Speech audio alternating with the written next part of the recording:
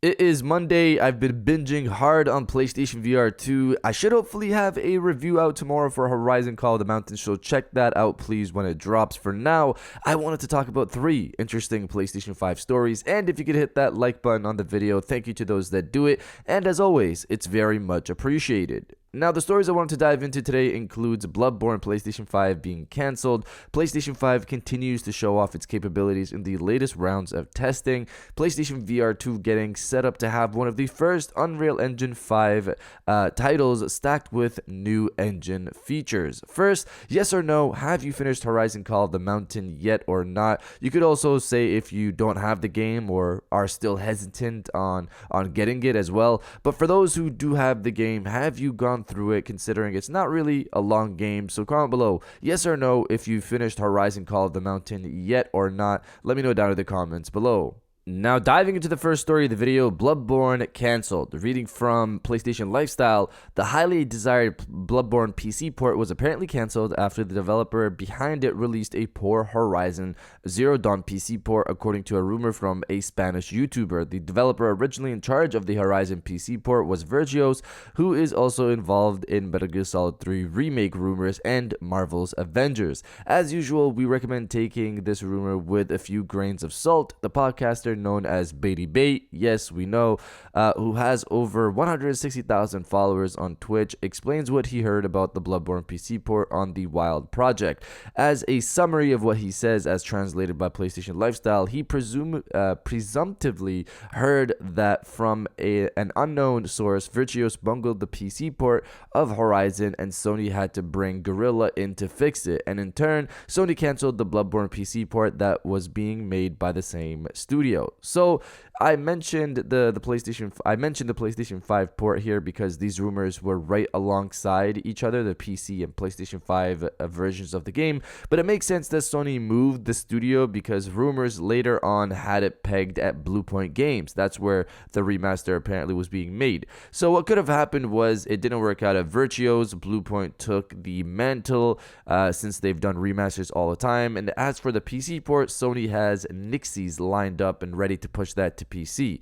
There's too much smoke when it comes to Bloodborne getting ported or remastered, and even with all of this smoke gone, it makes way too much sense for Sony to bring this game to PlayStation 5 and PC. People really just want a 60 FPS update, but if Bluepoint Games really has it, I would expect more upgrades across the board for the game to bring it on PlayStation 5 and PC. DualSense would be a great addition, of course, bump up the resolution to 4K and the FPS mode and the FPS to 60 FPS, maybe even offer a 120 FPS mode at 1440p, similar to the Uncharted collection. Again, this is a rumor for now, so let's see how it goes. Now, diving into the second story of the video, PlayStation 5 performance news update. So recently, more so, we've been seeing multiple games run better on PlayStation 5. Again, the point here is that earlier arguments before the launch of these consoles were that the PlayStation 5 wouldn't outperform Xbox ever. It would be Xbox taking the lead, and by good margins. I covered the story recently in regards to the PlayStation 5 version of Hogwarts Legacy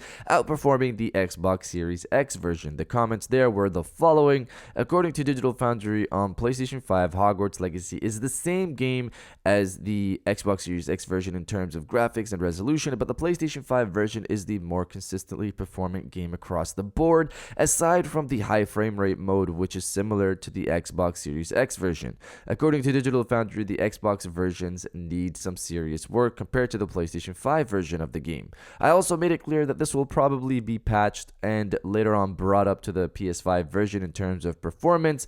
I don't really cover these stories often and even rarely, but since that video, that Hogwarts video, we've had 2 more games run better on PlayStation 5, and I'm not really sure what's going on here. The first one is Atomic Heart, which is a game that goes against the narrative that since Sony had marketing rights for Hogwarts Legacy, they somehow made the developer gimp the Xbox version of the game. Atomic Heart is on Xbox Game Pass. It's an Xbox Game Pass game. In this situation, but still, the PlayStation 5 version runs better. According to Digital Foundry, the game has the same resolution and detail as the Xbox Series X version, but is able to maintain 60 FPS more so than the Series X version of the game, with stuttering issues also present on the Series X version. Apparently, there are also more bugs on the Xbox version as well, it seems. And again, here, Digital Foundry states that the Xbox version needs more work. The second game here is Wild Hearts, which is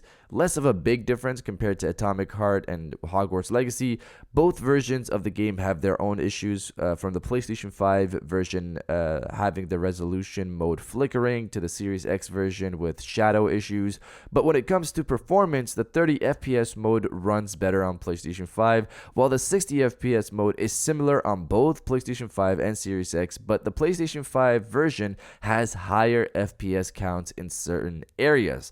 At this point, I'm more so wondering what is going on with Xbox's GDK, their SDK tool. Why are multiple games running better on PlayStation 5 at this point, so close to each other in terms of release? I'm not sure what specifically has happened recently. It'll be interesting to see how long this continues on for, but you guys let me know if you play on Series X or not. Let me know down in the comments below. And now diving into the final story of the video, one of the first Unreal Engine 5 titles in VR coming to PlayStation 5. Reading from Push Square, Firewall Ultra due to arrive on PlayStation VR2 later this year. Not only will it be making good use of the new headset's unique features, it's also employing the latest tech to make the game look its best. Over on the Unreal Engine website, you can read an in-depth interview with First Contact, the developers, where it's revealed the upcoming FPS will be built with Unreal Engine 5. It'll be one of the first virtual reality games made using Epic's new engine technology. Developing the game in Unreal Engine 5 has allowed the team to implement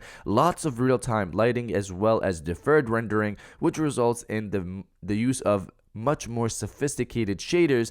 In other words, it should look fantastic and all running at a smooth frame rate. I've been personally waiting for Firewall Ultra and excited to hear new details on their use of Unreal Engine 5. This will be one of the first games again in VR in general to use the engine, and it'll land on PlayStation 5 later this year. I hope we get some gameplay soon for it because they've been pretty quiet on revealing anything for the game. I assume we could see more at the upcoming rumored PlayStation Showcase, since Firewall Ultra is a Sony IP. Even though the studio isn't Sony first party, Sony does consider studios not first party working on PlayStation IP to be a part of their PlayStation Studios umbrella. So let's see how it goes. But you guys let me know if you're interested in Firewall Ultra or not. Let me know down in the comments below. And if you guys did enjoy this video, please hit that like button, as it always helps, and subscribe if you're new. I got new videos every Monday, Wednesday, and Friday. And now I'll check you guys out on the next one. And welcome back to the after show. This is the part of the video where we have a little fun down in the comments below. If you're old, welcome back. If you're new, welcome. For today's thing, what I want you guys to do is to body, obliterate, destroy, and overall harass the comment section with "It's a new week." We don't know what else is coming from PlayStation. What else we got coming beyond PlayStation VR2 now that that's out? Is Sony going to focus more on PlayStation 5 titles and what's going on there, the future of that? Let's see how it goes. It's a new week. If you're excited for the possibilities, destroy the comment section with "It's a new week," and I'll definitely heart those comments like I always do because I appreciate everybody who stays to the end of my videos. And now I'll check you guys out on the next one.